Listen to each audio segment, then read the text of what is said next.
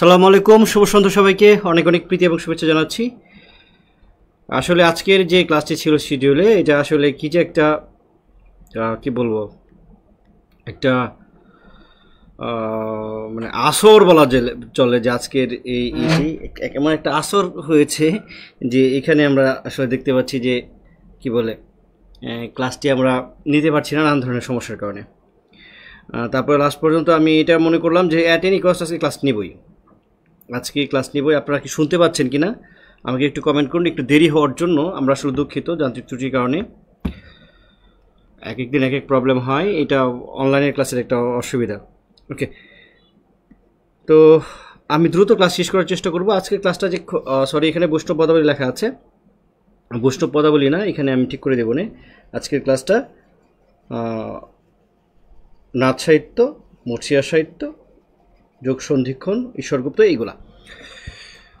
তো জি স্যার শুনতে পাচ্ছি বলছেন সাইফুল ইসলাম আর দীপা আফরুদ। আসসালামু আলাইকুম। আসসালাম। আপনারা সবাই দেখতে পাচ্ছেন কি না? 16 জন জয়েন করে ফেলেছেন অলরেডি। ঠিক আছে, আমরা ক্লাসটা শুরু করি। আজকের ক্লাসটি যতটা না মানে বোঝানোর জায়গা আছে, তার চাইতে বেশি হচ্ছে আসলে তথ্য নির্ভর। আজকের ক্লাসটি দেখা গেছে যে রিডিং পড়াচ্ছে এরকমও হয়ে যেতে পারে। মানে কোন কোন জায়গাটা বেশি ইম্পর্ট্যান্ট সেটা আমরা দাগিয়ে দেবো, আমি বলে দেবো। জীবনী সাহিত্য কাকে বলে? জীবনী সাহিত্য নাম থেকে আসলে বোঝা যাচ্ছে যে জীবনকে কেন্দ্র করে যে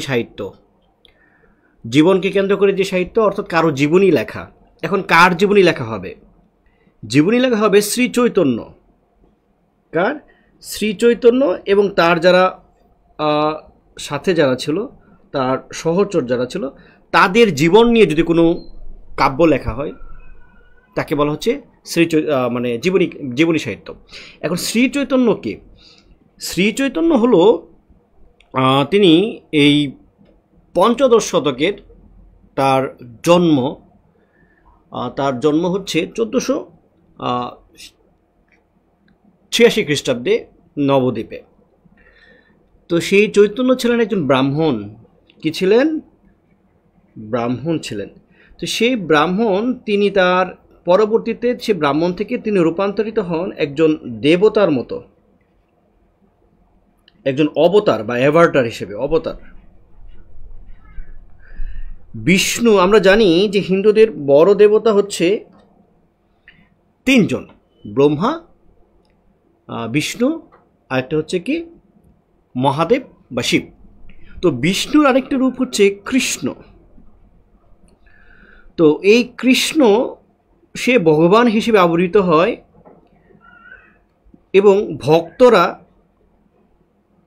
ভক্তরা কৃষ্ণের সান্নিধ্য পাওয়ার জন্য, কৃষ্ণকে পাওয়ার জন্য ব্যাকুল হয়ে থাকে।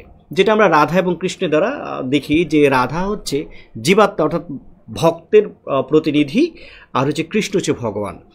তো এই যে এই কৃষ্ণকে অবলম্বন করে তার আধ্যাত্মিকতা বা এই যে জীবন আচরণ, অর্থাৎ কৃষ্ণের কাছে, অর্থাৎ ভক্তের কাছে ভগবানের যে আরতি, এই ব্যাপারটা নিয়ে এই শ্রী চৈতন্য তিনি এই প্রসারটা ঘটালেন। এবং এই শ্রীকৃষ্ণকে নিয়ে যে ধারা, মানে হিন্দু ধর্মের যে ধারা, তাকে বলা হচ্ছে বৈষ্ণব। তো সেই বৈষ্ণব ধারা, তো মানে বর্তমান সময়ে দেখবেন যে মানে কৃষ্ণের বিভিন্ন আছে বা আশ্রম আছে বা এরকম বৈষ্ণবদের আশ্রম আছে।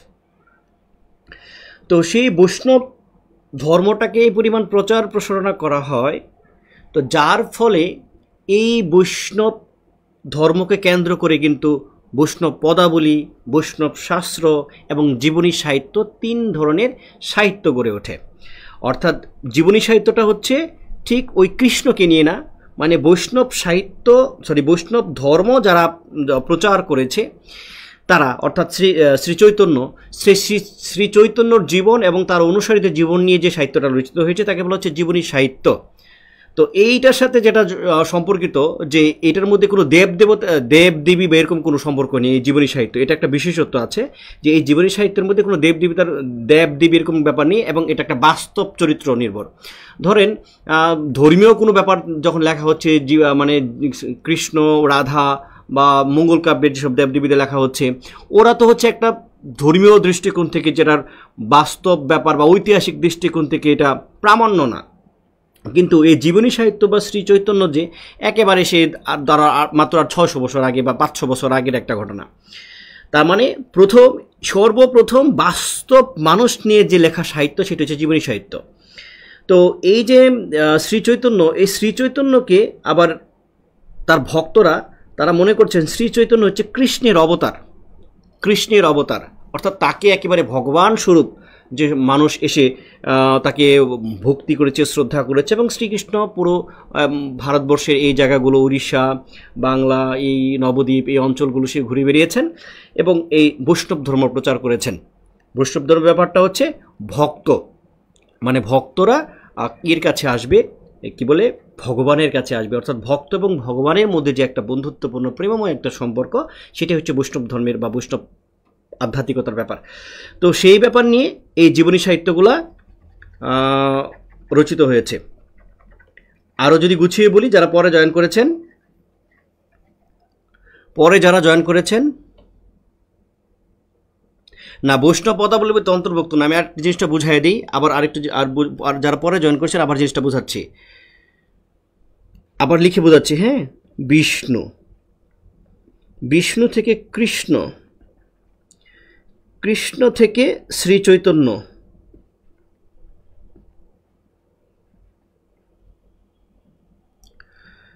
তো এই বিষ্ণু মানে কৃষ্ণ এবং রাধা,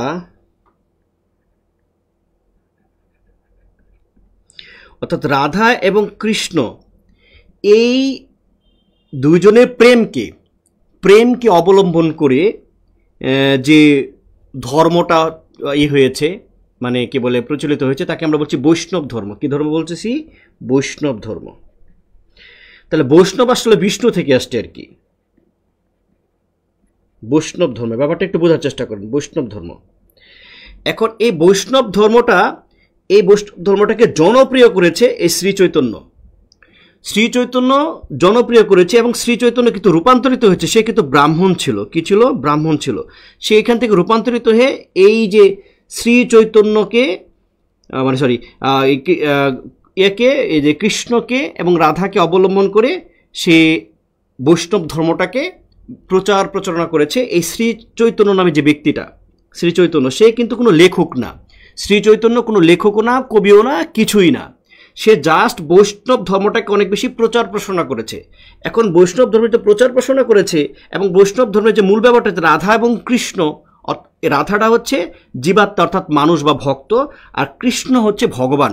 মানে এদের যে মিলন, এদের যে মানে মিলনের যে রহস্য তত্ত্ব, এটা হচ্ছে বৈষ্ণব ধর্মের। তো এই বৈষ্ণব ধর্মে এই কথা বলতে গিয়ে, অর্থাৎ রাধা এবং কৃষ্ণকে নিয়ে লিখতে গিয়ে আমরা দেখি যে পদাবলী সাহিত্য তৈরি হয়েছে। পদাবলী অর্থাৎ বৈষ্ণব পদাবলী, যেটা আমরা পড়েছি। এবং এখানে আমরা দেখতে পেলাম যে আরেকটা বৈষ্ণব শাস্ত্র, অর্থাৎ বৈষ্ণব ধর্মের যে ইগুলো আছে, মানে ধর্মীয় গ্রন্থগুলো আছে, এগুলো নিয়ে চর্চা হচ্ছে, যেটা আমাদের আলোচ্য বিষয় না। তারপর আরেকটা দেখতে পেলাম যে জীবনী সাহিত্য। এখন পদাবলী তো রাধা এবং কৃষ্ণকে নিয়ে লেখা ছিল, তাই না? পদাবলী হচ্ছে, কোথায় লিখি, পদাবলী হচ্ছে রাধা আর হচ্ছে কৃষ্ণ। এই পদাবলী হচ্ছে রাধা এবং কৃষ্ণ। আচ্ছা, আর বৈষ্ণব ধর্ম তো বৈষ্ণব ধর্মে যে তাত্ত্বিক ব্যাপারগুলো, এগুলো নিয়ে। তাহলে জীবনী কি জিনিস? জীবনীটা হলো ওই রাধা এবং কৃষ্ণকে নিয়ে না। জীবনীটা হলো এই যে বৈষ্ণব ধর্ম যিনি প্রচার করেছেন, কে প্রচার করেছেন, জনপ্রিয় করেছেন, মানুষের কাছে যিনি পৌঁছে দিয়েছেন, তিনি হচ্ছেন শ্রী চৈতন্য। তো এই শ্রী চৈতন্য তার যে জীবনী, ধরেন আমরা এটা এইভাবে মুসলিমদের সাথে যদি আপনারা তুলনা করেন তাহলে সহজ করে বুঝবেন। ধরেন হযরত মুহাম্মদ সাল্লাল্লাহু আলাইহি ওয়াসাল্লাম, এখন হযরত মুহাম্মদ সাল্লাল্লাহু আলাইহি ওয়াসাল্লামের তার যে জীবনী আছে, তার জীবনী তো লেখা হয়েছে, তাই না? তো তার জীবনী এবং হযরত মুহাম্মদ সাল্লাল্লাহু আলাইহি ওয়াসাল্লাম যারা সাহাবী ছিলেন তাদের জীবনী, ঠিক তেমনি এই ধর্মগুরু শ্রী চৈতন্য তিনি এই বৈষ্ণব ধর্ম তো প্রচার করেছেন, এখন তার তো জীবনী লিখতে হবে। তো এই তার জীবনীটাকে আমরা বলছি জীবনী সাহিত্য। তার জীবনী এবং এই শ্রী চৈতন্যের সাথে যারা ছিলেন তাদেরও সাহিত্যকে আমরা কি বলছি? জীবনী সাহিত্য বলছি। এই হলো ব্যাপার।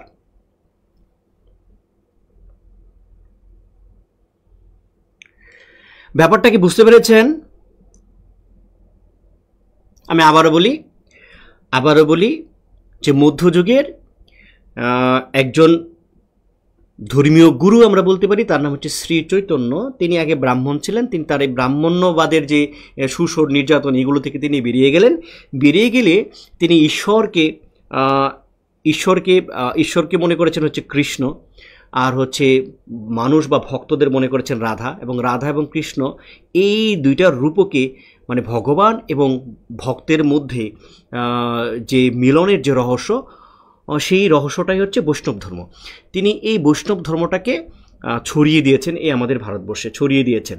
এখন এই বৈষ্ণব ধর্ম যে ছড়িয়ে দিয়েছেন, যে বৈষ্ণব ধর্মের যে মূল ব্যাপার রাধা এবং কৃষ্ণের যে প্রেম, তো এই রাধা এবং কৃষ্ণের প্রেমটাকে নিয়ে তখন দেখা গেছে পদাবলী সাহিত্য রচিত হচ্ছে, কিংবা এবং এই বৈষ্ণব ধর্ম নিয়ে লেখা হচ্ছে, এবং এই বৈষ্ণব ধর্ম যে প্রচার করেছেন শ্রী চৈতন্য তার জীবনীও লেখা হচ্ছে। যে কারণে আমরা দেখতে পেলাম যে 3 ধরনের সাহিত্য রচিত হয়ে গেছে, বা 3 ধরনের গ্রন্থ আমরা পাচ্ছি। একটা হচ্ছে পদাবলী, আর একটা হচ্ছে বৈষ্ণব শাস্ত্র, একটা পাচ্ছি হচ্ছে জীবনী। এটা কিন্তু আমি যখন শ্রীকৃষ্ণ কীর্তন, সরি শ্রীকৃষ্ণ না, কি বলে, বৈষ্ণব পদাবলী যখন পড়িয়েছিলাম সেখানে কিন্তু এই কথাটা বলেছিলাম।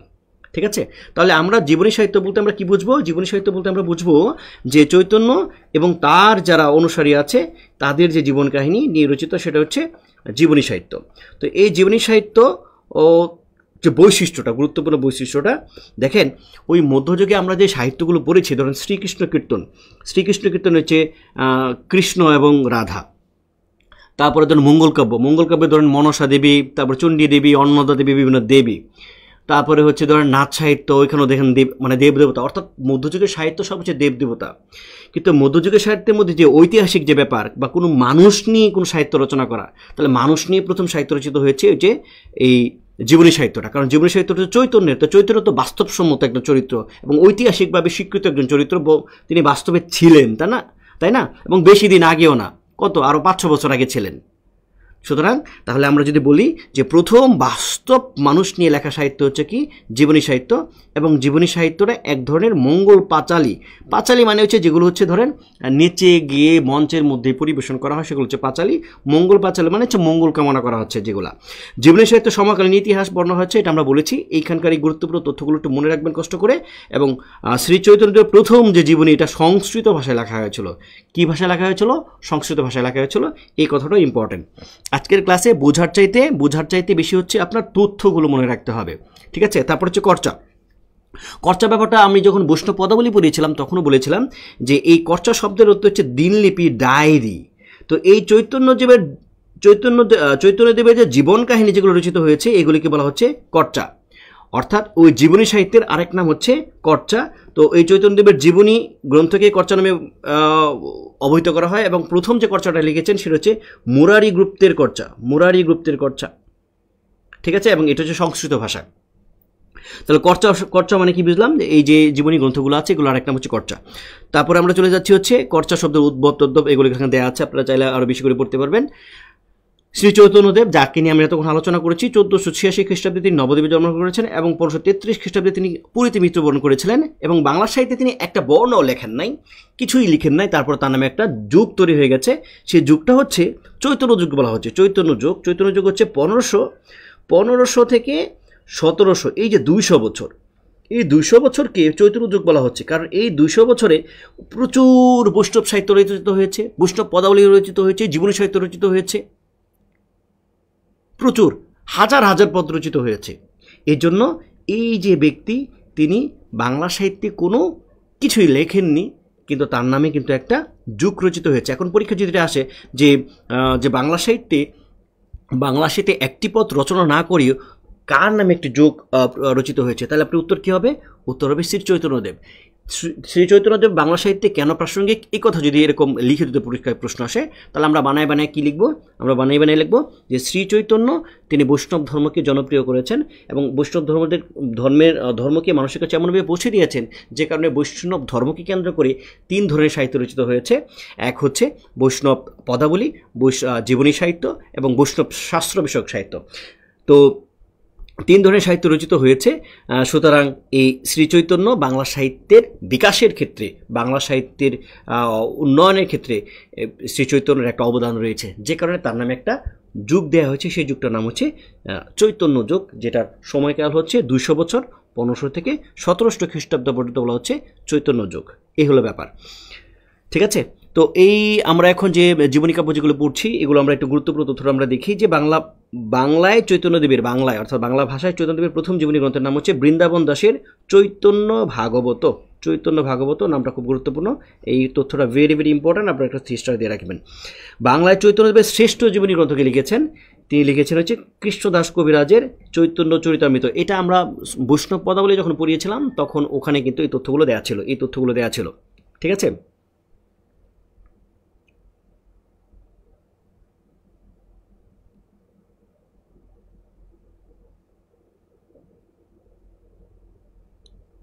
রচয়িতা বা লেখকের ব্যক্তিগত জীবনী নিয়ে ঠিক লেখকের ব্যক্তিগত জীবনী এরকম না, মানে চৈতন্য ধরেন অনেকটা এর মতো আর কি। আমি বলি মানে ধর্মের সাথে মিলাইলে আপনারা ভালো বুঝতে পারবেন। ধরুন হযরত মুহাম্মদ সাল্লাল্লাহু আলাইহি ওয়াসাল্লাম তিনি কোথায় গিয়েছেন, কি করেছেন না করেছেন, এবং ওনার যে কর্মকাণ্ড, ওনার যে বলা, এগুলো কিন্তু আমরা হাদিস বলে জানি।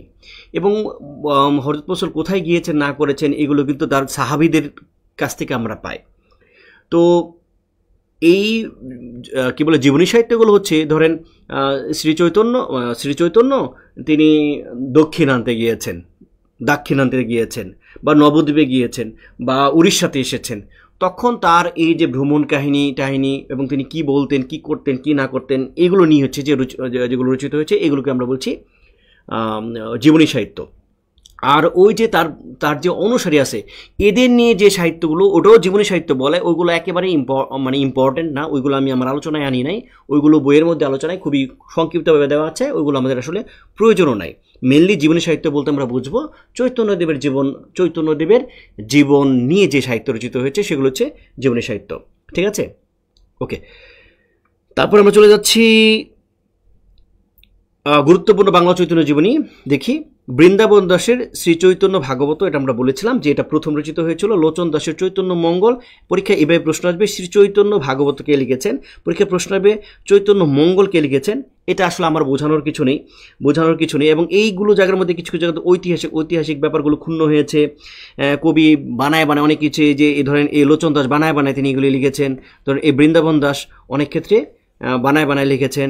তারপরে জয়ানন্দের চৈতন্য মঙ্গল, এটার মধ্যে ঐতিহাসিক ব্যাপারগুলো ক্ষুণ্ণ হয়েছে, কারণ ওই সাহিত্য রচনা করতে গিয়ে হয়তো বানায় কিছু একটা লিখেছেন।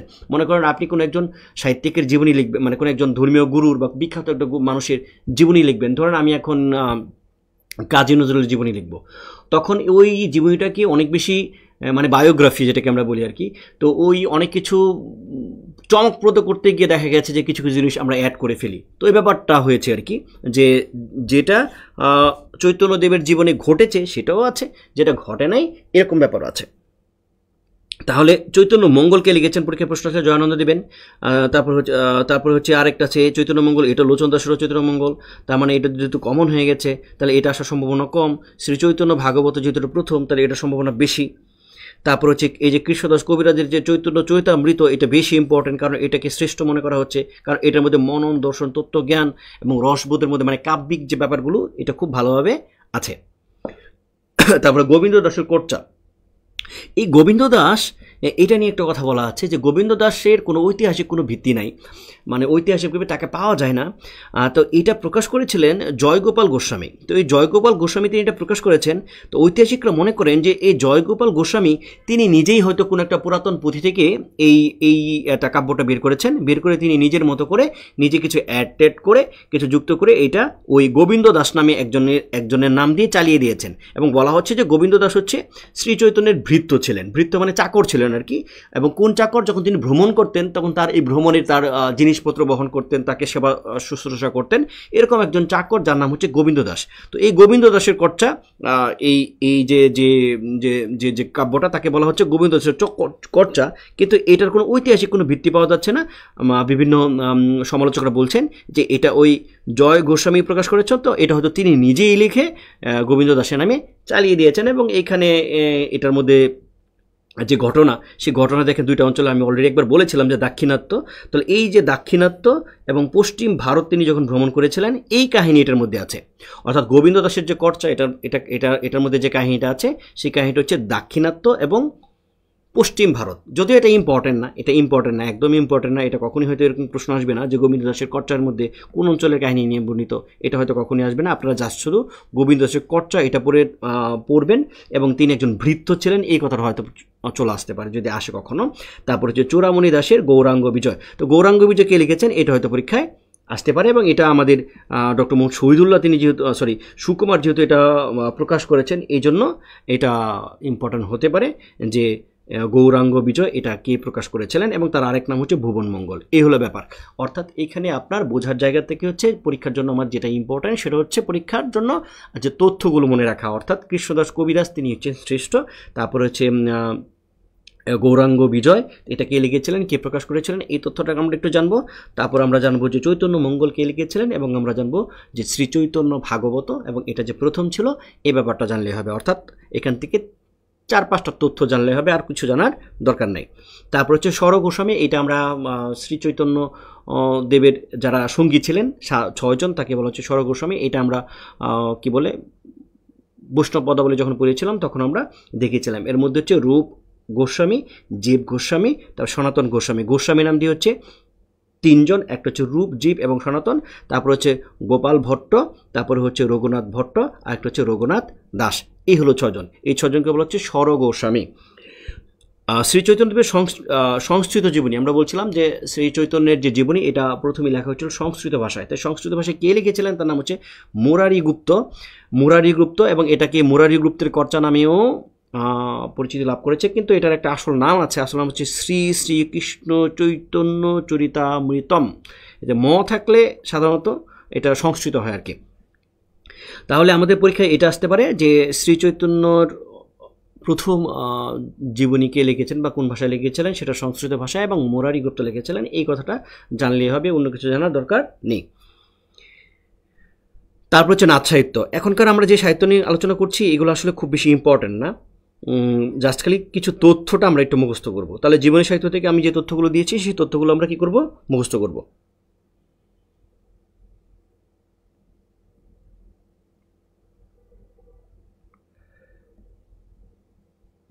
জীবনী সাহিত্যের আদিকবি, হ্যাঁ জীবনী সাহিত্যের আদিকবি এই যে মুরারি গুপ্ত, এবং তিনি লিখেছিলেন সংস্কৃত ভাষায়।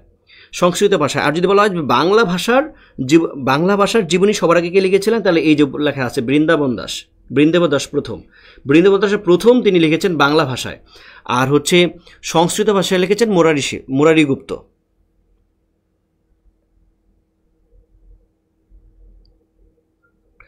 যদি শোনেন, আচ্ছা এখানে একটা ঝামেলা আছে। ধরেন সংস্কৃত ভাষায়ও বললো না, বাংলায়ও বললো না, তাহলে আপনারা কিন্তু এই বৃন্দাবনের কথাই দিবেন, কারণ বৃন্দাবনের কথা কারণ সংস্কৃত তো আমার ভাষা না,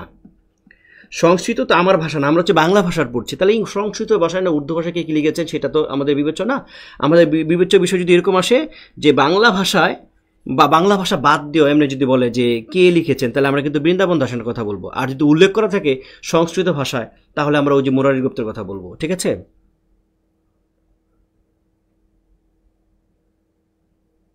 জীবনী সাহিত্যের লেখকদের কি বলা হবে, লেখক না কবি? হ্যাঁ কবি বলা হবে, কবি। কারণ আগে মধ্যযুগে তো যা লেখা হয়েছে সব সব হচ্ছে কবিতা। মধ্যযুগের যা আছে, মধ্যযুগের কোনো গদ্যের কোনো ব্যাপার ছিল না। কি ছিল না? গদ্যের কোনো ব্যাপার ছিল না। গদ্য আসছে হচ্ছে 1800 সালে, 1801 খ্রিস্টাব্দে ফোর্ট ইলাম কলেজ যখন প্রতিষ্ঠা হলো। 1800 সালে যখন ফোর্ট ইলাম কলেজ প্রতিষ্ঠা হলো, 1801 হচ্ছে বাংলা বিভাগ খোলা হলো।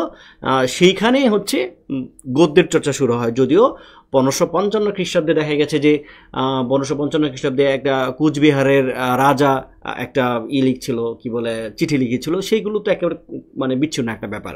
তাছাড়া কিছু কিছু চম্পু কাব্য রয়েছে যে গদ্য এবং পদ্য মিশ্রিত, কিন্তু টোটালি গদ্য সূচনা হয়েছে আধুনিক যুগে। গদ্যের সূচনা আধুনিক যুগে, মধ্যযুগে কোনো গদ্যের কোনো ব্যাপার ছিল না, সব হচ্ছে কবিতা। এগুলো যা বলছি সব হচ্ছে কবিতা। মানে গদ্যেও যে লেখা যায় এটা মধ্যযুগে মানুষ বিবেচনা করতো না বা বুঝতো না। এই গদ্যের ব্যাপারটা শুরু হয়েছে আধুনিক যুগে, অর্থাৎ 1801 থেকে। ফোর্ট উইলিয়াম কলেজ প্রতিষ্ঠা হওয়ার পরে ফোর্ট উইলিয়াম কলেজে বাংলা বিভাগ খোলা হয়েছিল। উইলিয়াম কেরি তার প্রধান ছিলেন, এবং তার নেতৃত্বে অনেকগুলো বই এখানে রচিত হয়েছিল যেগুলো আমরা পড়ব। ঠিক আছে?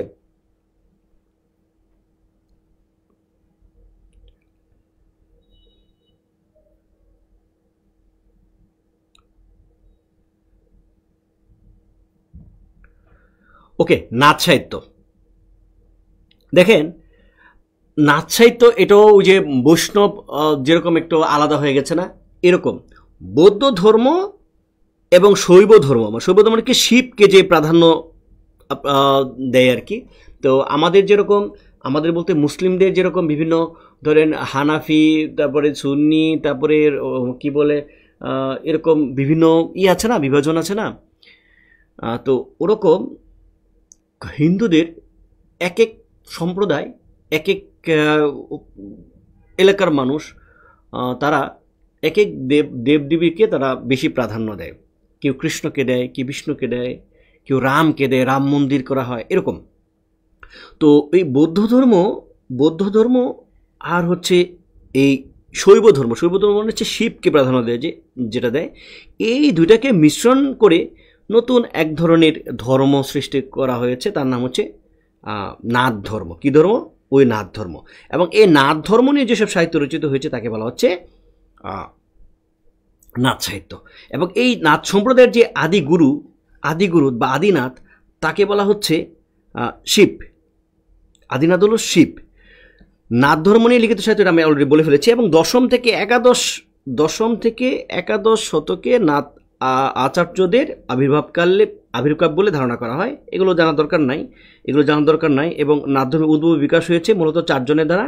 একটা হচ্ছে আদিনাথ, মিননাথ, তারপর হচ্ছে কি হারিপা, আর একটা হচ্ছে কানোপা। এগুলো জানার দরকার নাই, এগুলো আমাদের পরীক্ষায় প্রশ্ন আসবে না, নাথ থেকে পরীক্ষায় প্রশ্ন আসবে না। নাথ সাহিত্যের প্রধান উপযোগ্য কি, এই কথাটা হয়তো আসতে পারে। এবং নাথ ধর্ম কার মিশ্রণে, এই কথাটা ভেরি ভেরি ইম্পর্টেন্ট। বৌদ্ধ ধর্ম আর হচ্ছে শৈব ধর্ম। কারণ এই ব্যাপারগুলো তো এত কষ্ট করে তো এত মনে রাখার দরকার নাই। চাইলে আপনারা হয়তো এই 4টা নাম একটু মনে পড়ে রাখতেও পারেন। তো এই নাথ সাহিত্যের উপজীব্য বিষয়কে মানে কি নিয়ে নাথ সাহিত্যটা? নাথ ধর্মের মাহাত্ম্য, আধ্যাত্মিকতা ও নারী ব্যভিচার প্রধান সমাজের চিত্র অঙ্কন। তাহলে এটা যত ধর্ম, তার মধ্যে আধ্যাত্মিকতা থাকবে, তারপর হচ্ছে মাহাত্ম্য ব্যাপার থাকবে, ধর্মটাই ভালো, যেমন বৈষ্ণব ধর্মের মধ্যে এই ধর্মটাই ভালো, ওইটার মাহাত্ম্য প্রচার করবে, এটা খুব স্বাভাবিক বিষয়। কিন্তু নতুন একটা জিনিস আমরা পেয়েছি যে নারী ব্যভিচার প্রধান সমাজের চিত্র অঙ্কন। তাহলে এই কথাটা ভেরি ভেরি ইম্পর্টেন্ট, এইটা পরীক্ষা চলে আসতে পারে যে নারী ব্যভিচার প্রধান সমাজের চিত্র অঙ্কন করা হয়েছে কোন সাহিত্যে? নাথ সাহিত্যে। তো এইটা আপনারা 100% শিওর, এইটা আপনারা মনে রাখবেন। আর এখান থেকে আর কিছু মনে রাখার দরকার নাই, জাস্ট খালি এইটুকু মনে রাখতে হবে যে বৌদ্ধ ধর্ম এবং শৈব ধর্ম এই দুইটার মিশ্রণ হচ্ছে নাথ সাহিত্য, মানে নাথ ধর্ম হয়েছে। এবং নাথ ধর্ম নিয়ে যেসব সাহিত্য তাকে বলা হচ্ছে নাথ সাহিত্য। এবং এই নাথ সাহিত্যের যে উপযোগ্য বিষয়, তার মাহাত্ম্য, এটা খুব স্বাভাবিক ব্যাপার। আধ্যাত্মিকতা, এটা খুব স্বাভাবিক ব্যাপার, প্রত্যেকটা ধর্মেই আধ্যাত্মিক একটা ব্যাপার। তারপর হচ্ছে নারী ব্যভিচার প্রধান, এই ব্যাপারটা, এই কথাটা পাচ্ছি, একটা নতুন একটা ব্যাপার পাচ্ছি, একেবারেই নতুন একটা ব্যাপার। কারণ এই পরীক্ষায় যদি কখনো এরকম প্রশ্ন চলে আসতো যে নারী ব্যভিচার প্রধান সমাজে চিত্র অঙ্কন করা হচ্ছে কোন সাহিত্যে, এটা কিন্তু নাথ সাহিত্য হয়তো আমরা উত্তর করতাম না, কারণ আমাদের মাথার মধ্যেই হয়তো আসতো না, আমরা হয়তো মঙ্গল কাব্য বা অন্যরকম কিছু একটা দিয়ে দিতাম। এখান থেকে এই কথাটাই পড়তে হবে, আর কিছু পড়ার দরকার নাই। তারপরে আরও কিছু আমরা দেখি যে নাথ মানে হচ্ছে প্রভু, পালনকর্তা। কিন্তু নাথ বলতে এখানে নাথ ধর্মে বিশ্বাসী সম্প্রদায়কে বোঝানো হয়, এটা একটা তথ্য দেওয়া আছে, জাস্ট মুখস্থ করবেন। নাথ ধর্মগুলো গীতিকা বা বেলার জাতীয়, মানে এটার মধ্যে আছে, মানে বিয়োগান্তক ব্যাপার আছে। বৌদ্ধ শৈব ধর্মের মিলনাতে এটা বলা হয়েছে। এইটা হচ্ছে হাজার খ্রিস্টাব্দ দিতে হবে।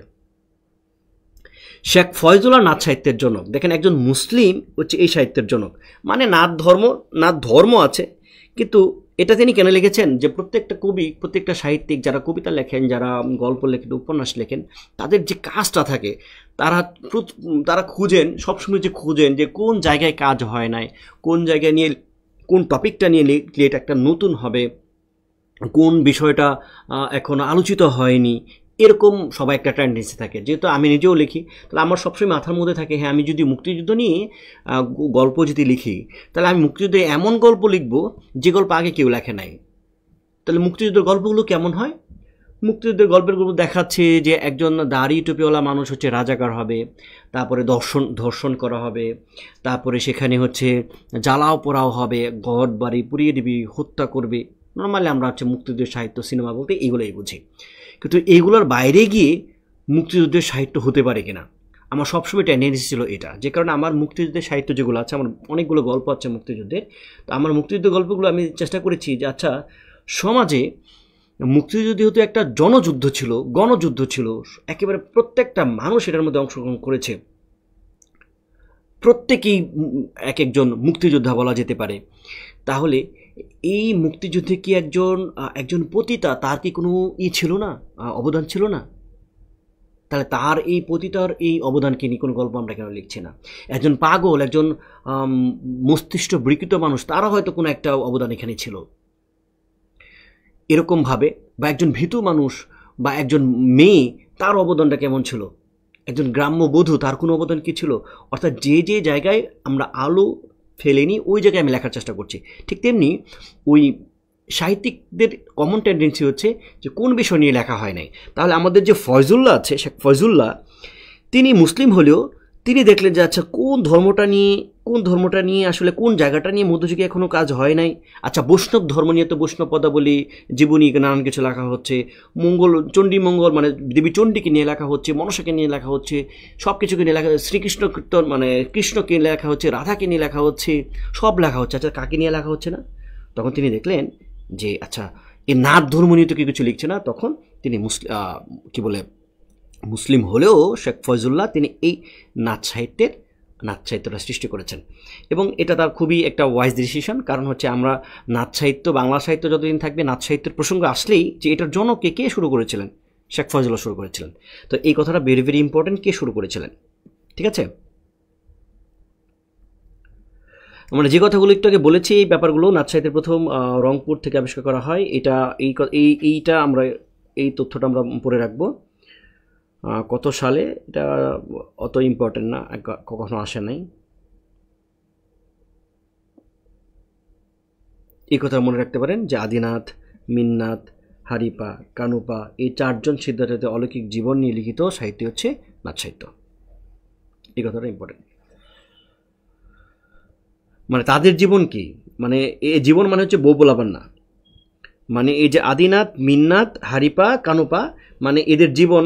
তাহলে একটু আগে আমি বলেছি যে নাথ ধর্ম নিয়ে যেগুলো রচিত হয়েছে, তো এখন আবার বলছি এদের জীবন মানে হচ্ছে এরা এই নাথ ধর্ম নিয়ে কী করেছে, নাথ ধর্ম নিয়ে কী বলছে, কারণ তারাই তো প্রচারণা করেছে। তাহলে ওদের প্রসঙ্গটা চলে আসছে আর কি।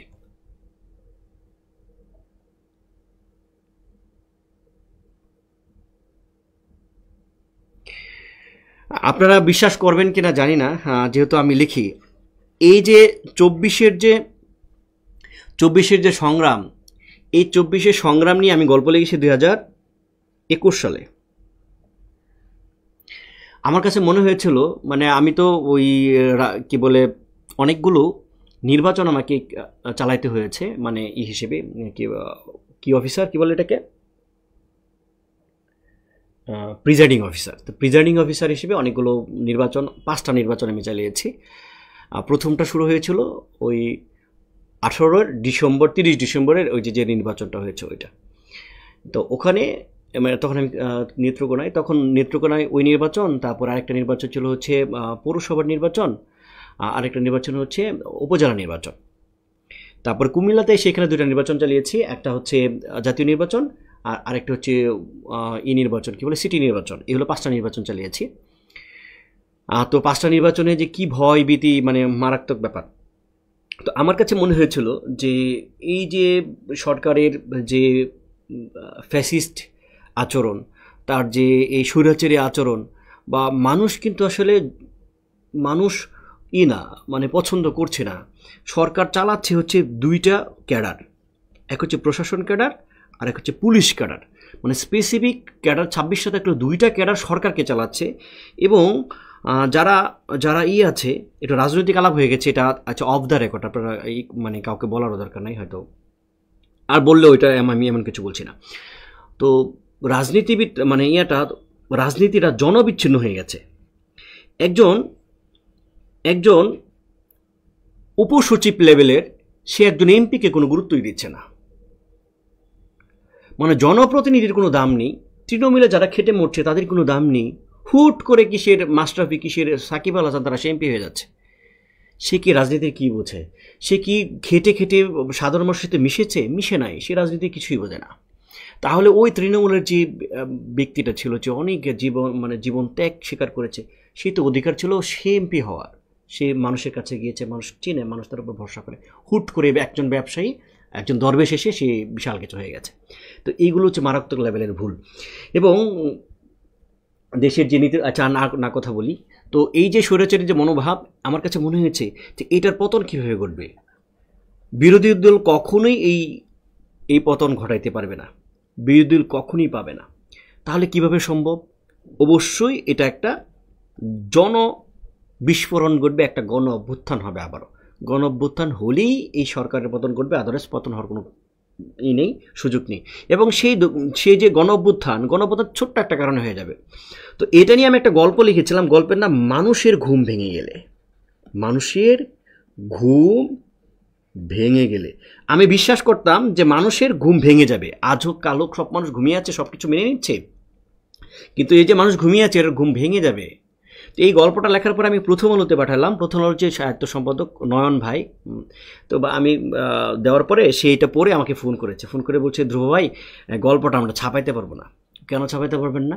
যে গল্পটার মধ্যে আপনি এমন কিছু বলেছেন যে প্রথমেই এমন একজন ও আচ্ছা যাক, যেটাই বলি, যে একটা ছিল, একজনকে এরকম টানায়া এভাবে তাকে পিটায় নাক করে দিচ্ছে, এরকম আর কি, একজনকে ধরে মারছে আর কি, এক কথায় ধরেন কোনো একজন বড় ধরেন একজন কেউ হয়তো প্রধানমন্ত্রীকে অথবা মন্ত্রী লেভেলের কাউকে মারছে।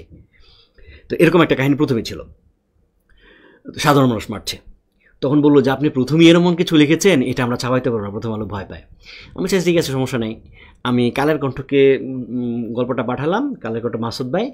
আমি মনে হয় রবিবারে বা সোমবারে হচ্ছে লেখাটা পাঠাইছি। নর্মালি হচ্ছে লেখাটা অনেক পরে ছাপায়, 2 মাস 3 মাস পরে, শুক্রবারই ছাপায় ফেলছে, অর্থাৎ 4-5 দিনের মধ্যেই গল্পটা ছাপাইছে। ছাপানোর পরে আমি খুব খুশি হয়েছি এবং বলছে যে এই গল্পটা এত ভালো হয়েছে, এই জন্য আমরা ছাপায় ফেলছে। তো সেই গল্পটা হচ্ছে মানুষের ঘুম ভেঙে গেলে। তো এটা আমি করবো না, একটা শেয়ার করবো না। এটা আমি শেয়ার করি নাই, কারণ হচ্ছে মানুষ কি মনে করবে যে এতদিন কিছু বলেন না, হুট করে এরকম বলছেন। তো ওই গল্পটা ঠিক আজকের এই গণ অভ্যুত্থান নিয়ে লেখা ছিল 2021 সালে।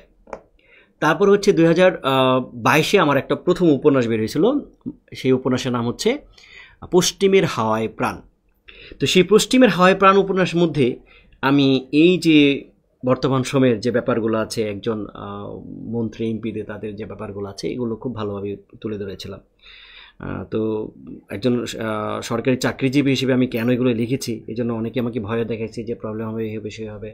তাছাড়া আমার যে কবিতার বই আছে, সেখানে আমার একটা কবিতা আছে, পায়ের তলে আশ্চর্য এক দ্বীপ, কবিতার নাম। তো এটাও লিখেছিলাম। এটাও পরে একজন কলিগ বললো যে প্রবলেম হবে। আমি বলছি কী আর প্রবলেম হবে, একজন সাহিত্যিক, তিনি কি লিখতে পারবেন না নাকি? ওকে, ব্যক্তিগত কথা অনেকগুলো বলে ফেলেছি আমরা, এখানে আমার ইম্পর্টেন্ট আর কিছু নাই।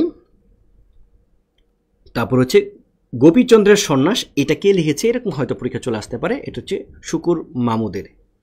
তারপর হচ্ছে এটা একটা নাচ সাহিত্য আর কি। তারপর হচ্ছে নাচ সাহিত্য 2 প্রকার বলেছি, যে মিন্নাত ও তার শিষ্য গোরক্ষনাথের কাহিনী, আর একটা হচ্ছে রাজা গোপীচন্দ্রের। এর মধ্যে এই যে নাচ সাহিত্যটা, এটাকে কয়ভাবে ভাগ করা যেতে পারে? 2 ভাগে ভাগ করা যেতে পারে। একটা হচ্ছে মিন্নাত এবং তার শিষ্য গোরক্ষনাথের কাহিনী, আর একটা রাজা গোপীচন্দ্রের সন্ন্যাসের কাহিনী। তো এটাও কখনো পরীক্ষায় আসে নাই, খুব বেশি ইম্পর্টেন্ট না। মিন্নাত এবং তার শিষ্য গোরক্ষনাথের কাহিনী এখানে লেখা আছে, এবং এই সংক্রান্ত 3টা পুঁথি আছে। এই পুঁথিগুলোর লেখককে এটা পরীক্ষা আমাদের আসতে পারে। যেমন গোরক্ষ বিজয়, এই গোরক্ষ বিজয়, এখান থেকে এই ব্যাপারটা আসে যে গোরক্ষ বিজয়টা পরীক্ষায় প্রশ্ন আসে। এটা আমরা 3 স্টার দিয়ে যে এটা কে লিখেছেন, শেখ ফয়জুল্লাহ লিখেছেন, এটাই আসে। আর অন্য কেউ আসে না। এটা সম্পাদক ছিলেন আব্দুল কাদের সাহিত্য বিশরত এবং প্রকাশকাল। অর্থাৎ আমাদের এটা কি বলে, এটা ছকটা, এটা আপনারা একটু পড়বেন। এখান থেকে সবসময় এটাই আসতে আমি দেখেছি। মিন চেতন কখনো আসতে দেখেছি বলে মনে হয় না।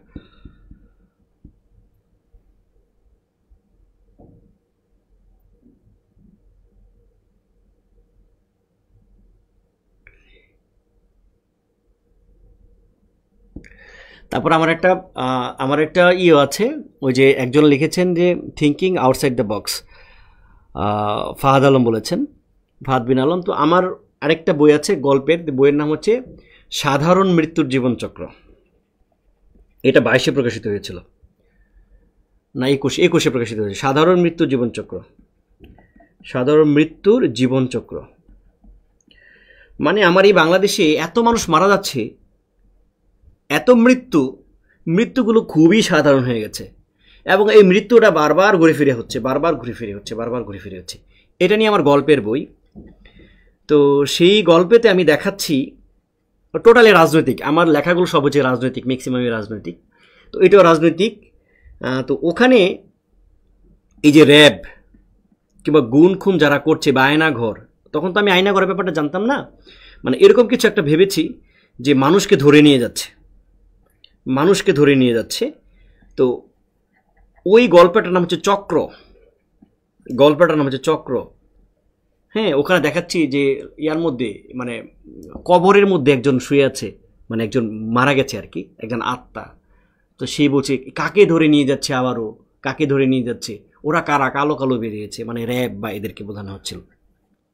তো ওইখানকার যে গল্পগুলো আছে এটা সবগুলাই হচ্ছে এই কি বলে রাজনৈতিক। এবং আমি যে মানুষের ঘুম ভেঙে এলে যে গল্পটা বলেছি, এই গল্পটা কিন্তু এই বইয়ের মধ্যে আছে। সাধারণ মৃত্যুর জীবনচক্র, সর্বশেষ সাধারণ মৃত্যুর জীবনচক্রের সর্বশেষ গল্পটা হচ্ছে মানুষের ঘুম ভেঙে গেলে। মানে আমি ওই গল্পটা প্রথমেই দেখাইলাম যে আমার মানে ওইটার মধ্যে আমি দেখাইছি আমার দেশটা কীভাবে দখল হয়ে গেছে। তারপর দেখাচ্ছি লাস্টে একটা আশার বাণী দেখাচ্ছি যে না, মানুষের ঘুম একদিন ভেঙে যাবে এবং এই দখলদারিত্ব থেকে মানুষ একসময় বেরিয়ে আসবে। ওই গল্পের ব্যাপারটা ছিল। তো আপনারা চাইলে কেউ পড়তে পারবেন, রকমারিতে পাওয়া যাবে। সাধারণ মৃত্যুর জীবনচক্র, মাত্র 155 টাকা বইয়ের দাম, 155 টাকা বইয়ের দাম। সাধারণ মৃত্যুর জীবনচক্র বেশ করেছিল ঐতিহ্য প্রকাশনী। তারপরে আমরা চলে যাচ্ছি হচ্ছে মর্সিয়া সাহিত্য। মর্সিয়া মানে হচ্ছে শোক আর কি, শোক প্রকাশ করা। এটার সাথে আপনার আমাদের এই যে কী বলে নবী রাসূল, তারপরে হচ্ছে কারবালার কাহিনী, তাহলে এই যে বিয়োগান্তক যে কাহিনীগুলো আছে, ওই কাহিনীগুলো নিয়ে যে কাব্যগুলো রচিত হয়েছে তাকে বলা হচ্ছে মর্সিয়া সাহিত্য। দেখেন মর্সিয়া শব্দের অর্থ হচ্ছে শোক কবিতা। আমাদের এগুলো যা আছে সবই কবিতা, কারণ আমরা মধ্যযুগ পর্যন্ত কোনো গদ্যের কোনো ব্যাপার আমরা পাই নাই। দেখেন, বস্তুত মুসলিম ধর্মের নবী রাসূল এবং নবী রাসূলের আত্মীয় স্বজন বলতে যে নবাব কেন বলছি, মানে ইমাম হাসান হোসেন আছে, ওদের জীবনে যে বিষাদময় যে ঘটনা আছে, যুদ্ধের যে করুণ কাহিনীগুলো আছে, এগুলো নিয়ে কারবালার কাহিনী, এগুলোকে নিয়ে যে সাহিত্যগুলো রচিত হয়েছে তাকে বলা হচ্ছে মর্সিয়া সাহিত্য। তো এই মর্সিয়া সাহিত্য গুরুত্বপূর্ণ তথ্য আমরা যেগুলো দেখি পারস্যের কবি দ্বারা, এই কথাটা ইম্পর্টেন্ট যে মর্সিয়া সাহিত্য কারা লিখেছিলেন। পারস্যের কবি যারা আছেন, পারস্য বলতে ইরান বোঝাচ্ছি, পারস্য মানে কি ইরান, তাহলে ইরানের কবিরা এই মর্সিয়া সাহিত্যের প্রসার তারা ঘটিয়েছেন। এবং আমাদের বাংলা সাহিত্যে মর্সিয়া সাহিত্যকে প্রথম কবি হচ্ছে Sheikh Faizullah. Very very important, এটা হাজার স্টার দিয়ে রাখেন, কারণ এগুলো তো অত ইম্পর্ট্যান্ট না, এগুলো থেকে আসলে দু একটা তথ্যই আসে যেগুলো ইম্পর্ট্যান্ট। তারপরে বাংলা সাহিত্যে মর্সিয়া সাহিত্যের প্রথম কাব্য জয়নবের চৌতিসা, এটাও ইম্পর্ট্যান্ট। তারপর হচ্ছে রাধাচরণ গোপ মর্সিয়া সাহিত্যে হিন্দু কবি, এটাও আসতে পারে।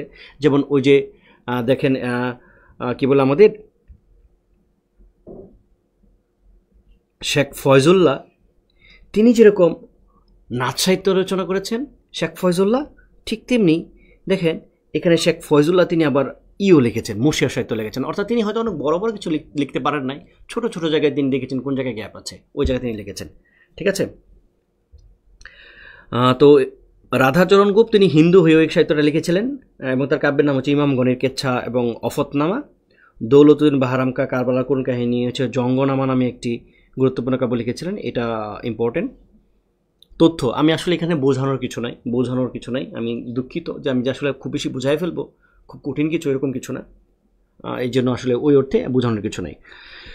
তো জয়নবের চৌতিসা কে লিখেছেন, নবী বংশকে লিখেছেন। তারপর হচ্ছে সোনাভানকে লিখেছেন, জঙ্গনামা ইমাম বিজয়কে লিখেছেন, কাশ্মীর লড়াইকে লিখেছেন, কারবালা কাহিনীকে লিখেছেন, মুক্তল হোসেনকে লিখেছেন, হানিফার কাব্যকে লিখেছেন। এখানকার যে তথ্যগুলো আছে এই তথ্যগুলো যতটুকু সম্ভব পারা যায়, তবে অবশ্যই মনে রাখতে হবে এই জয়নবের চৌতিসাটা মনে রাখতে হবে, নবী বংশটা মনে রাখতে হবে, জঙ্গনামাটা মনে রাখতে হবে, কাশ্মীর লড়াই এটাও হয়তো কখনো দেখছি, মুক্তল হোসেন এটাও দেখেছি। সবগুলোই পড়ে রাখবেন, এখান থেকে আর কিছু আসবে না। আর যদি আসে তাহলে যে এই মর্সিয়া সাহিত্যটা মানেটা কি, এটা আসতে পারে। তো এটা তো আপনারা বুঝছেনই যে মর্সিয়া মানে শোক প্রকাশ করা। ঠিক আছে। এবং এটা হচ্ছে নবী রাসূল এবং হযরত মুহাম্মদ সাল্লামের দৌহিত্র অর্থাৎ ইমাম হাসান হোসেন, তাদের যে বিয়োগান্তক কাহিনী, যুদ্ধের যে কাহিনীগুলো আছে, এগুলোকে হচ্ছে বলছে মরসিয়া সাহিত্য।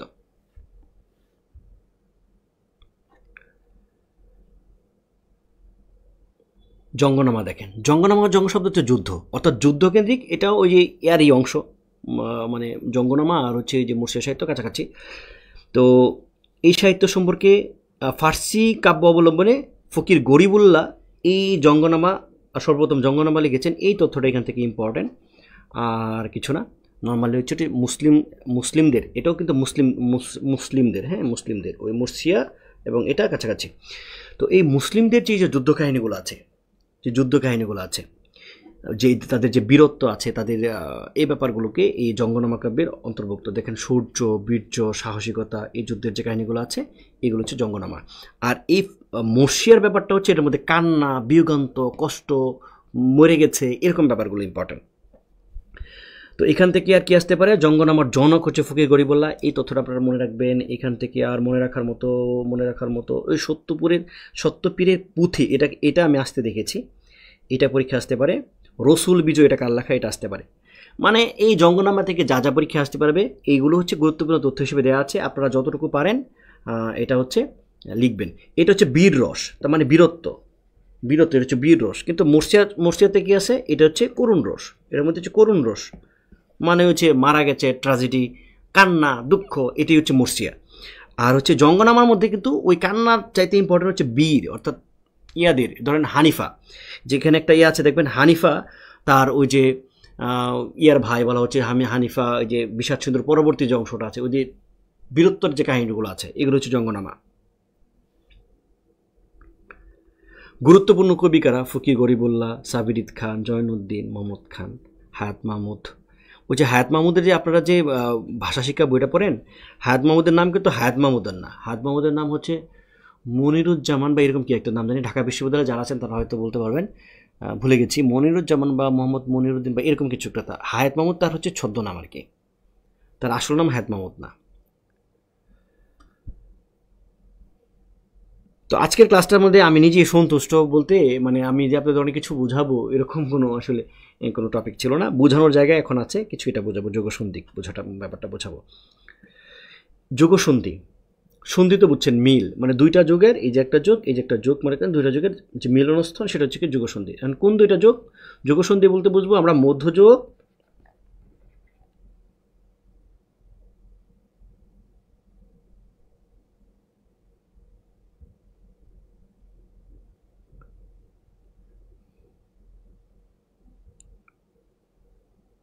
ময়নামতিকে নাচ সাহিত্যের স্যার, হ্যাঁ নাচ সাহিত্যের, ওটাকে দেই নাই।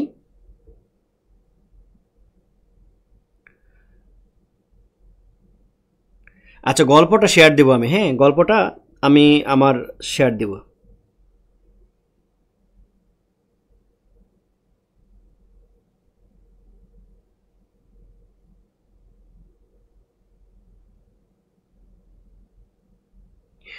না ফাহাদ বললেন যে স্যার 1910 থেকে 1920 সালের মধ্যে আমাদের অনেক সাহিত্যকর্ম পাবলিশড হয়েছে, চর্যাপদ, শ্রীকৃষ্ণ কীর্তন কাব্য, গোরক্ষবিজয় ইত্যাদি অনেক সাহিত্যকর্ম। আমরা কি তাহলে এই সময়টাকে বাংলা সাহিত্যের রেনেসাঁ বলতে পারবো?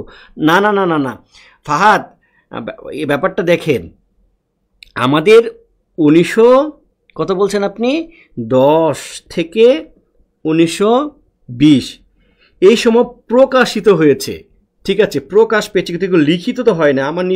আমার কথা হচ্ছে কোন সময় লিখিত হয়েছে, মানে আপনি ওই যে চর্যাপদ, শ্রীকৃষ্ণ কীর্তন, এগুলোর কথা তো বলছেন, এগুলো ওই সময় আবিষ্কৃত হয়েছে। আর এই 10 এবং 20 এই সময় তো আমাদের বাংলা সাহিত্য একেবারে টপে আছে। রবীন্দ্রনাথ ঠাকুর নোবেল পুরস্কার পেয়ে গেছেন এই সময় সাহিত্য দিয়ে। রবীন্দ্রনাথ ঠাকুর নোবেলের গীতাঞ্জলিতে নোবেল পেয়েছেন 1913 খ্রিস্টাব্দে। আর এই সময়টা হচ্ছে প্রাচীন যুগের সাহিত্যটা আমরা জানতাম না যে এই প্রাচীন যুগের সাহিত্যগুলো আছে বা এইগুলো আছে, বা মধ্যযুগের শ্রীকৃষ্ণকে তো আমরা জানতাম না, মানে অনুমান করতাম যে এটা হয়তো আছে, এবং এটা নিয়ে উদ্যোগ গ্রহণ করা হলো যে হ্যাঁ এটা আমাদের খুঁজে বের করতে হবে, ওই সময় নিশ্চয়ই আমাদের সাহিত্যটা আছে। তখন নেপাল থেকে, তারপর পশ্চিমবঙ্গের বাঁকুড়া জেলা কাকিলাগ্রাম থেকে বা বিভিন্ন জায়গা থেকে এগুলো আবিষ্কৃত হয়েছে। ওইটাকে আমরা রেনেসাঁস বলতে পারি না, ঠিক আছে। রেনেসাঁস আমাদের 1800 সালের পর থেকে, সেটা বলবো। এখন দেখেন তো এই যুগসন্ধি বলতে আমরা মধ্যযুগ এবং আধুনিক যুগের যে মাঝখানে যে সময়টা আছে এটাকে আমরা বলছি যুগসন্ধি। এবং সেটা কখন, কত বছর? 100 বছর। কোন 100 বছর? 1760 থেকে 1860 পর্যন্ত। এই 100 বছরকে আমরা বলছি যুগসন্ধি। অর্থাৎ মধ্যযুগের 40 বছর আর হচ্ছে আধুনিক যুগের 60 বছর, এই হলো 100 বছর। মধ্যযুগের শেষ 40 বছর এবং আধুনিক যুগের প্রথম 60 বছর, এই 100 বছর, এই 100 বছরকে আমরা বলছি যুগসন্ধিকাল। অর্থাৎ মধ্যযুগের এই যে 1760 খ্রিস্টাব্দ যেটা আছে, এরপর থেকেই মোটামুটি আমাদের মানে আধুনিক যুগের একটা লক্ষণ আমরা দেখতে পাই। আর 1860 পর্যন্ত আমাদের একেবারে সত্যিকারের আধুনিকতা আসে নাই, তখনও মধ্যযুগে অনেক ব্যাপার ছিল। অর্থাৎ এই 100 বছরে মানে মধ্যযুগের বৈশিষ্ট্য আছে, আধুনিক যুগের বৈশিষ্ট্য আছে। অর্থাৎ এই 100 বছরের মধ্যে মধ্যযুগের বৈশিষ্ট্য এবং আধুনিক যুগের বৈশিষ্ট্য আছে, এই জন্য একে বলা হচ্ছে যুগসন্ধিকাল। ঠিক আছে? এবং এইখানে খুব ইম্পর্টেন্ট যে একটি অবক্ষয়ের একটা যুগ আছে বা একটা অন্ধকার যুগ আছে, দ্বিতীয় অন্ধকার যুগ। তাহলে এইটা পরীক্ষায় আসবে যে বাংলাদেশের প্রথম অন্ধকার যুগটা আমরা জানি, কিন্তু দ্বিতীয় অন্ধকার যুগটা আমরা জানি না।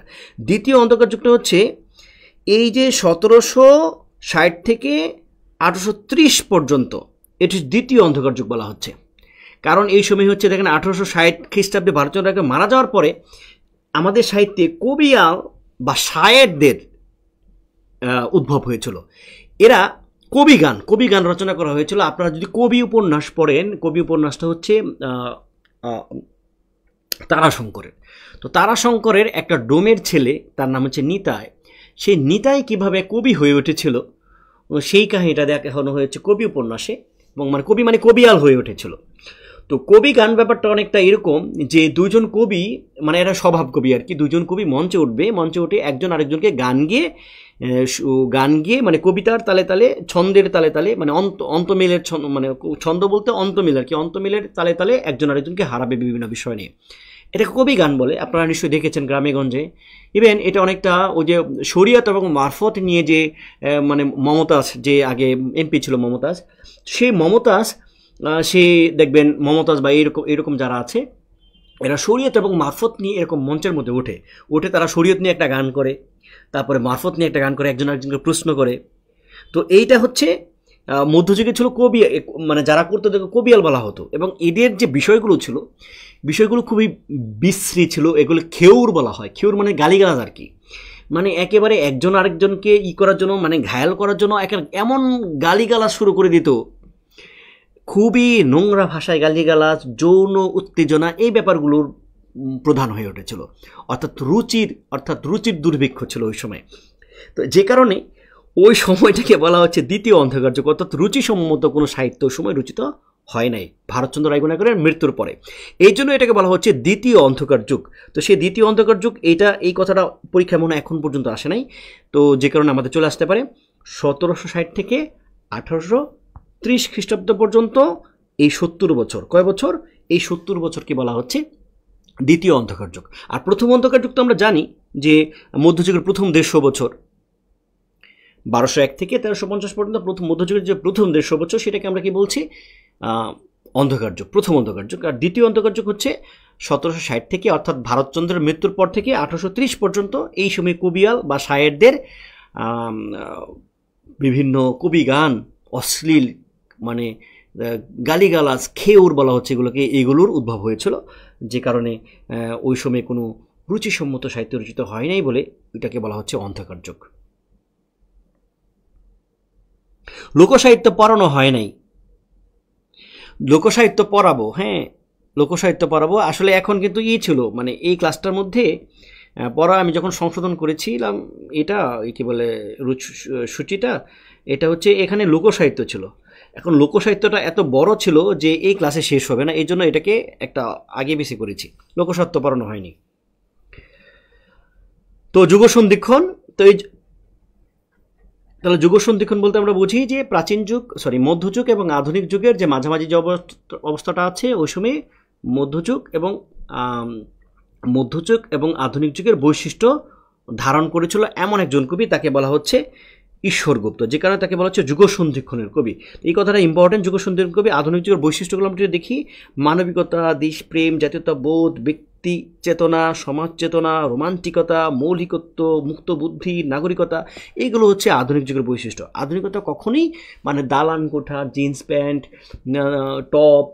টপস, সালোয়ার কামিজ কিংবা এই টাইপের কিছু না, স্লিভলেস, এইগুলোর মধ্যে না। অর্থাৎ পোশাক পরিচ্ছদ, দালান কোঠা, রাস্তাঘাট, মেট্রো রেল, এগুলোর সাথে আধুনিকতার কোনো সম্পর্ক নাই।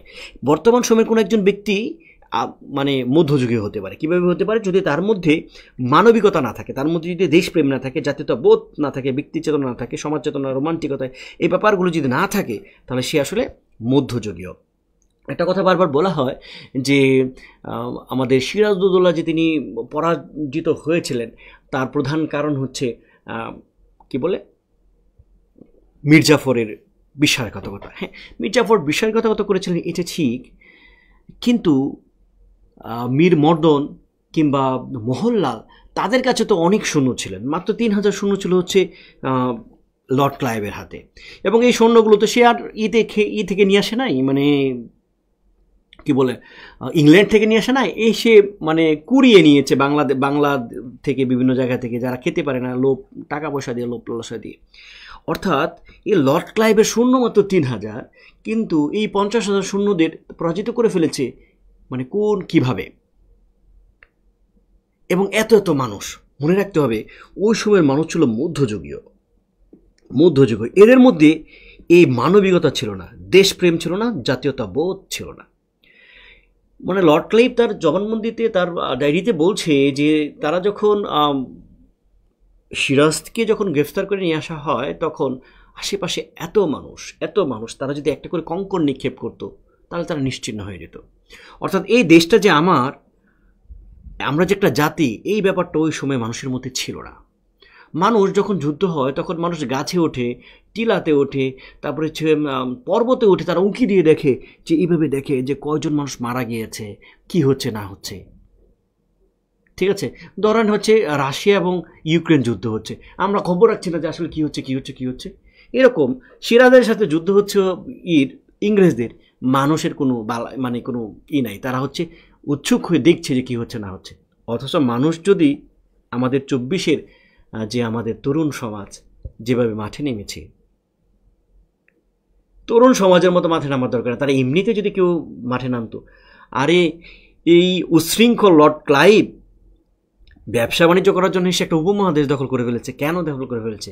কারণ আমাদের মানুষ আধুনিক ছিল না, তাদের মধ্যে এই দেশাত্মবোধ, জাতীয়তাবোধ ছিল না। দেশাত্মবোধ, জাতীয়তাবোধ যদি থাকতো সবার মধ্যে, তাহলে এই 190 বছর ইংরেজরা শাসন করতে পারতো না। এটা ভাবলেই কেমন জানি লাগে যে একটা কোম্পানি, ইস্ট ইন্ডিয়া কোম্পানি এসে এমন একটা উপমহাদেশ দখল করে ফেলবে, কীভাবে সম্ভব? মানুষ কীভাবে মেনে নিয়েছে? তো যাদের মধ্যে ওই আধুনিকতা ছিল, তারা চেষ্টা করেছে, কিন্তু সামগ্রিকভাবে মানে গণ অভ্যুত্থান যেটা, গণ আন্দোলন যেটা, এইটা করতে পারে নাই। কেন করতে পারে নাই? কারণ মানুষ অনাধুনিক ছিল এবং তাদের মধ্যে মধ্যযুগীয় চিন্তা ছিল বলে। তো আমাদের এই ঈশ্বরগুপ্ত দেখেন, তার জন্ম হচ্ছে আধুনিক যুগে, কারণ আমার আধুনিকতা শুরু হয়েছে 1801 থেকেই বর্তমান, তাই না? তো এই 1801 সালে তার জন্ম হলেও, 1812 সালে তার জন্ম হলো, তাকে কিন্তু আমরা আধুনিক কবি বলছি না, তাকে আমরা বলছি যুগসন্ধিক্ষণের কবি। কেন বলছি? কারণ আমার যথার্থ আধুনিকতা আসছে কিন্তু 1860 খ্রিস্টাব্দে। কার মাধ্যমে? মাইকেল মধুসূদন দত্তের হাত। বলছি 1800 থেকে, 1801 থেকে আমাদের আধুনিকতা, কিন্তু যথার্থ আধুনিকতা কিন্তু শুরু হয়েছে 1860 সালে। তো তার ছদ্মনাম ছিল ভ্রমণকারী বন্ধু, এটা আপনারা জানবেন, এবং তার উপাধি হচ্ছে যুগসন্ধিক্ষণের কবি। তাকে গুপ্ত কবি বলা হয়, তাকে বলা হচ্ছে সাংবাদিক কবি বলে, এবং তিনি একজন সাংবাদিক ছিলেন।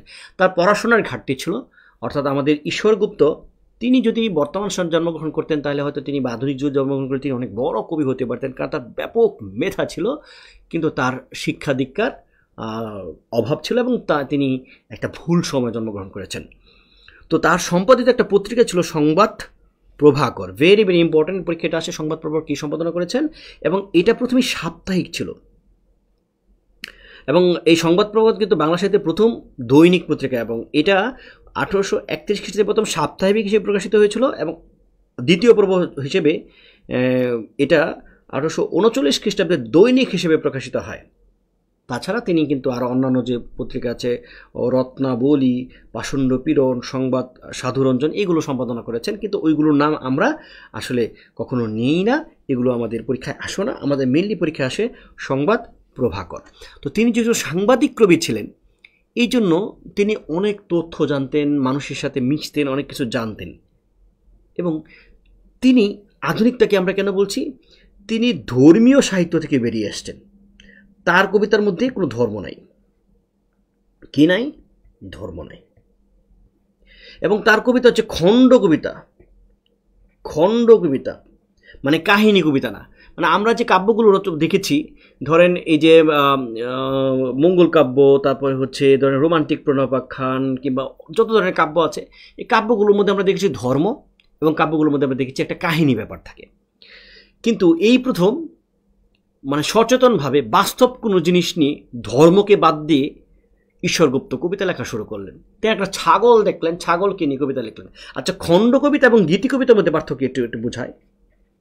গীতি কবিতা মানে হলো কবি তখন তার নিজস্ব চিন্তা, নিজস্ব অনুভূতি, নিজস্ব আবেগ নিয়ে তিনি যখন কবিতা লিখবেন। ধরো আমি যদি বলি, তুমি বসে আছো দূরে, হে প্রিয়া আমার লাগিতেছে খারাপ, তুমি আসো কোথায়, চলে এসো, ধরেন এইভাবে আমি লিখলাম, এটা হচ্ছে গীতি কবিতা। আমি আমার আবেগ, অনুভূতি, ভালোবাসা, প্রেম, প্রীতি এগুলো লিখলাম, সেটা গীতি কবিতা হবে। আর যদি আমি কোনো একটা বিষয়কে নিয়ে লিখি, ধরেন আমি লিখলাম হচ্ছে ধরেন যে কোনো একজন ব্যক্তিকে নিয়ে লিখলাম, ধরেন আমি হচ্ছে যে মানিককে নিয়ে একটা কবিতা লিখলাম, ওই যে কালামানিক নিয়ে একটা কবিতা লিখলাম, কালামানিক কালামানিক কোথাও তুমি যাও, একটুখানি তুমি ভাত খেয়ে যাও, ধরেন এরকম একটা কবিতা লিখলাম, ওটাকে বলা হবে খণ্ড কবিতা। খণ্ড কবিতার বিষয় হচ্ছে নিজে না, মানে অন্য কোনো বিষয়কে নিয়ে যখন লেখা হবে সেটা হবে খণ্ড কবিতা। তাহলে আমাদের যিনি কবি তার নাম হচ্ছেন ঈশ্বরগুপ্ত, তিনি খণ্ড কবিতা লিখেছেন, ধর্মীয় কোনো কবিতা লেখেন নাই। খণ্ড কবিতা ছোট ছোট হবে কোনো একটা বিষয় নিয়ে। তিনি লিখেছেন ছাগল নিয়ে কবিতা লিখেছেন, রসে ভরা রসেময়, রসে ভরা রসময়, রসের ছাগল তোমার কারণে হইয়াছে আমি পাগল। তিনি লিখছেন পাঠা, মানে পাঠা জবাই করা যে পাঠা, পাঠা, ছাগল, তপসে মাছ, এইগুলো কবিতা নামে, এইগুলো নিয়ে তিনি কবিতা লিখছেন। আনারস তার কবিতার বিষয়, তিনি কবিতার নামে তারা আনারস। তাহলে কোনো একটা বিষয়কে, অন্য কোনো একটা বিষয়কে, নিজের কোনো ব্যাপার না, অন্য কোনো একটা বিষয়কে নিয়ে যখন কবিতা লেখা হয় তাকে বলা হচ্ছে খণ্ড কবিতা। এবং এই কবিতার মধ্যে কোনো ধর্মীয় কোনো ব্যাপার ছিল না। যেহেতু ধর্মীয় কোনো ব্যাপার ছিল না, তাহলে এটা একটা আধুনিক একটা চিন্তা। কিন্তু তার প্রথম দিকের সাহিত্যের মধ্যে মধ্যযুগীয় চিন্তা ছিল। মধ্যযুগীয় চিন্তা কীভাবে? ঈশ্বরচন্দ্র বিদ্যাসাগর তিনি বিধবা বিবাহের কথা বলছেন, কিন্তু এইটাকে ব্যঙ্গ করে কবিতা লিখছে ঈশ্বরগুপ্ত। তাহলে বিধবা বিবাহকে যে ব্যঙ্গ করে, সে তো ভাই আধুনিক মানুষ না, সে অনাধুনিক মানুষ। মধ্যযুগীয় চিন্তা, নারীরা ঘর থেকে বের হবে এবং তারা হচ্ছে নারী শিক্ষা অর্জন করবে, এইটা নিয়ে তিনি ব্যঙ্গ করে কবিতা লিখছেন। ইয়ং বেঙ্গলকে নিয়ে তিনি ব্যঙ্গ করে কবিতা লিখছেন। এই জন্য তার চিন্তা চেতনায় কিছু কিছু মধ্যযুগীয় ব্যাপার ছিল। আবার এরকম প্রকরণগত দিক থেকে তিনি তার যে অলঙ্কার, তার যে ছন্দ তিনি বয়ার ছন্দ লিখছেন, ত্রিপদী ছন্দ লিখছেন, যেটা মধ্যযুগের ছন্দ। তাহলে ছন্দগত দিক থেকে বা অলঙ্কারগত দিক থেকেও তিনি মধ্যযুগীয় কিছু ব্যাপার আছে। আবার মানে চিন্তার দিক থেকেও কিছু মধ্যযুগীয় ব্যাপার আছে, কিন্তু আবার আধুনিক ব্যাপারও আছে। আধুনিক ব্যাপার কি? এই যে খণ্ড কবিতা লিখছেন, দেশপ্রেমমূলক কবিতা তিনি লিখছেন, দেশপ্রেম, মানুষপ্রেম, এগুলো নিয়ে তিনি কবিতা লিখছেন, এবং সমসাময়িক বিষয় নিয়ে তিনি কবিতা লিখছেন। তাহলে এইগুলো হচ্ছে আধুনিকতার লক্ষণ। তো যে কারণে এইসব কারণে তাকে বলা হচ্ছে যুগ সন্ধিক্ষণের কবি। তাহলে যুগ সন্ধিক্ষণের কবি কেন বলা হয়, এটা রিটেনে পরীক্ষা আসতে পারে, আমি দিয়ে দিব, অথবা বইয়ের মধ্যে খুব চমৎকার করে দেওয়া থাকবে। তো তিনি গ্রন্থ সম্পাদনা করেছিলেন কালীকীর্তন নামে এবং প্রবোধ প্রভাকর নামে। এবং ঈশ্বরগুপ্তের তার সাহিত্যকর্মগুলো দেখেন, হিত প্রভাকর, এটি গদ্যে পদ্যের লেখা, তার একটা গল্প। তারপর হচ্ছে বোধেন্দু বিকাশ, এটা তার একটা নাটক ছিল। এবং তিনি বঙ্কিমচন্দ্র চট্টোপাধ্যায়ের সম্পাদনায় ঈশ্বরগুপ্তের কবিতা সংগ্রহ, এটা আমাদের পাঠ্য ছিল, এটা আমরা পড়েছিলাম। এবং আরেকটা হচ্ছে সত্যনারায়ণ ব্রতকথা, তার সংগ্রহ ছিল। তার সংগ্রহ ঈশ্বরগুপ্ত অন্যতম শ্রেষ্ঠ কীর্তির মধ্যে হচ্ছে যে ভারতচন্দ্র, রামপ্রসাদ সেন, নিরুগুপ্ত, হর ঠাকুর, এই কয়েকজন কবিয়ালদের লুপ্তপ্রায় জীবনী তিনি উদ্ধার করেছিলেন। এবং তিনি একটা সাহিত্যিক উত্তরসূরি সৃষ্টি করতে পেরেছিলেন। তিনি এই যে বঙ্কিমচন্দ্র চট্টোপাধ্যায়, তারপর যে দীনবন্ধু মিত্র, রঙ্গলাল, এরা এই যে সাহসটা পেয়েছে বা আধুনিকতা দিয়ে যে এগিয়ে গেছে, এইটাও তারা এই ঈশ্বর গুপ্তকে অনুসরণ করে। তার কিছু বিখ্যাত কবিতা আমাদের পরীক্ষা যদি আসে, দেখেন তার কবিতাগুলো হচ্ছে স্বদেশ, নীলকর। এই যে নীলকরদের বিরুদ্ধে তিনি বিদ্রোহ করেছেন, তাহলে এটা তার অবশ্যই আধুনিকতার একটা লক্ষণ। তো এই যে আনারস, পাঠা, তপসে মাছ, কে, বাঙালি মেয়ে, এই যে বাঙালি মেয়ে, এটা তার মধ্যযুগীয় একটা ব্যাপার, কারণ বাঙালি মেয়েদের তিনি ব্যঙ্গ করেছেন। আমরা বিখ্যাত দেখি যে কত রূপ ধরি স্নেহের কুকুর ধরি, কত রূপ স্নেহ করি, দেশের কুকুর ধরি বিদেশের ঠাকুর ফেলিয়া। এটা খুব বিখ্যাত একটা লাইন। কবিতার নাম হচ্ছে স্বদেশ। এটা অনেক ইম্পর্টেন্ট, পরীক্ষা কে লিখেছেন এটা আসতে পারে, ঈশ্বর গুপ্তের একটা লাইন। মেয়েদেরকে তিনি দেখেন ব্যঙ্গ করছেন যে লক্ষ্মী মেয়ে যারা ছিল তারা এখন চড়বে ঘোড়া, চড়বে ঘোড়া, ঠাট ঠমকে চালাম, চালাক হবে, এটা চালাম না, চালাক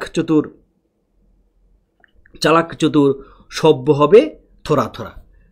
তো এরকম ব্যঙ্গ করে তিনি কবিতা লিখছেন। রসবরা রসমে রসের ছাগল তোমার কারণ হয়েছে পাগল, এটা হচ্ছে ওইখান থেকে লিখেছে, মানে একটা এই কি বলে ছাগল নিয়ে, এখানে ছাগল বসে লেখা নেই।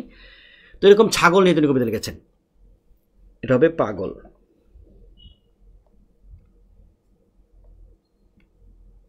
তাহলে আমরা একটু যদি সামারাইজ করি যে ঈশ্বর গুপ্ত থেকে কী আসবে, ঈশ্বর থেকে পরীক্ষা প্রশ্ন আসবে যে যুগ সন্ধিক্ষণের কবি কে? যুগ সন্ধির কবি হচ্ছে ঈশ্বর গুপ্ত। তাহলে তারপরে হচ্ছে যে যুগ সন্ধিক্ষণের সময় হচ্ছে কত বছর? 100 বছর। কত থেকে কত? 1760 থেকে 1860 পর্যন্ত। তারপর দ্বিতীয় অন্ধকার যুগ কত বছর? 70 বছর। কখন থেকে কখন? 1760 থেকে 1830। তারপর হচ্ছে আধুনিক যুগের বৈশিষ্ট্য কি, যদি এটা আমরা মাইকেল মধুসূদন দত্তের সময় আবারও পড়াবো।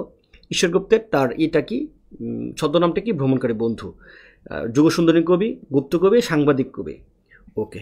এবং এই ঈশ্বরগুপ্ত কী কী পত্রিকা সম্পাদনা করেছেন? সংবাদ প্রভাকর। এবং এটা বাংলা সাহিত্যের প্রথম দৈনিক পত্রিকা, এই কথাটা ইম্পর্টেন্ট। তারপরে ইম্পর্টেন্ট কী জিনিস, তিনি যে গ্রন্থ সম্পাদনা করেছে এটা কখনো আসে না, আসবেও না। তারপর হচ্ছে এখানে সংগ্রহ বা উত্তরসূরি এগুলো একটা আসবে না, এগুলো বোঝার জন্য দিয়েছি। তার বিখ্যাত কবিতার এই লাইনটা পরীক্ষা ইম্পর্টেন্ট, এই লাইনটা, এইটুকু জানলেই আমাদের হয়ে যাবে।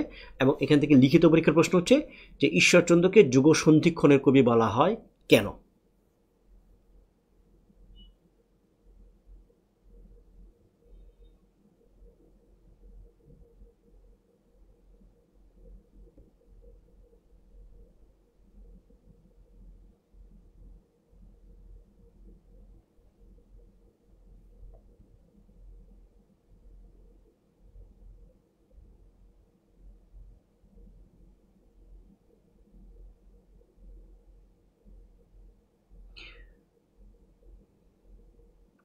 কোথায় সালগত কোনো সমস্যা হয়েছে?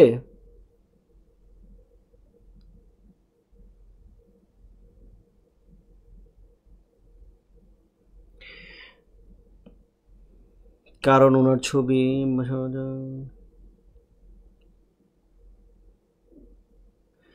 হ্যাঁ ভারতচন্দ্র 1760 সালে মারা যান। হ্যাঁ, আমি কোনো কিছু লিখেছে? ও আচ্ছা, হ্যাঁ ঠিক আছে, এটা হবে 7 হবে। হ্যাঁ আচ্ছা, ঠিক আছে।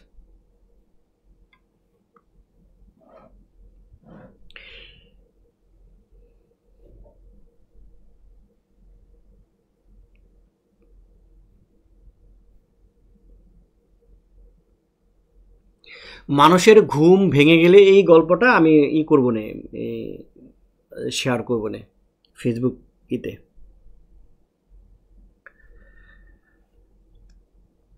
এই ছিল আমাদের আজকের ক্লাস। আজকের ক্লাসে বোঝানোর জায়গা থেকে আপনাদের মনে রাখার ব্যাপারটা একটু বেশি ছিল, আপনারা অবশ্যই এগুলো মনে রাখবেন।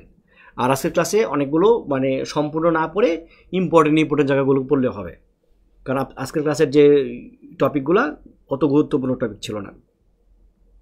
নাথ সাহিত্য, মর্সিয়া সাহিত্য কিংবা ঈশ্বরগুপ্ত, যুগ সন্ধিক্ষণ, এখান থেকে স্পেসিফিক কিছু প্রশ্নই আসে, খুব ভেতর থেকে আর এখানে প্রশ্ন কিছু নেই।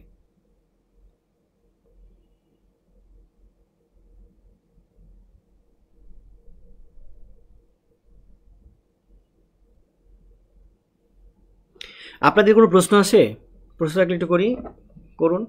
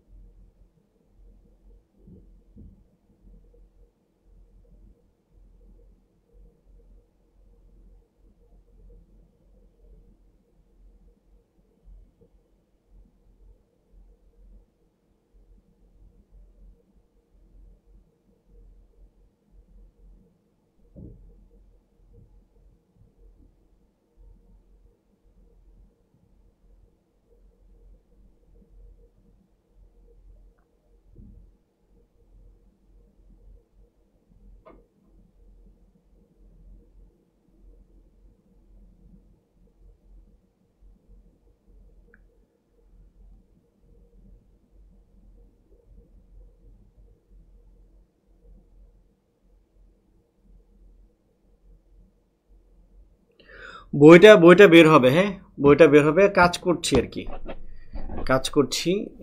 আসলে একা মানুষ তো,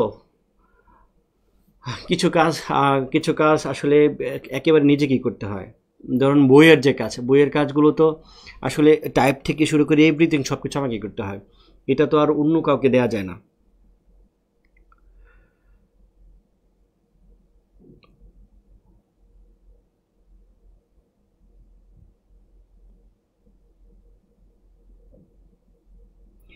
সাইফুল আলম জুম ক্লাস চেয়েছেন, জুমে ক্লাস দিয়ে আমরা যে প্ল্যাটফর্মে ক্লাস নিই এটা দিয়ে জুম নেওয়া যায় না আর কি, যে এটা সিস্টেমটা।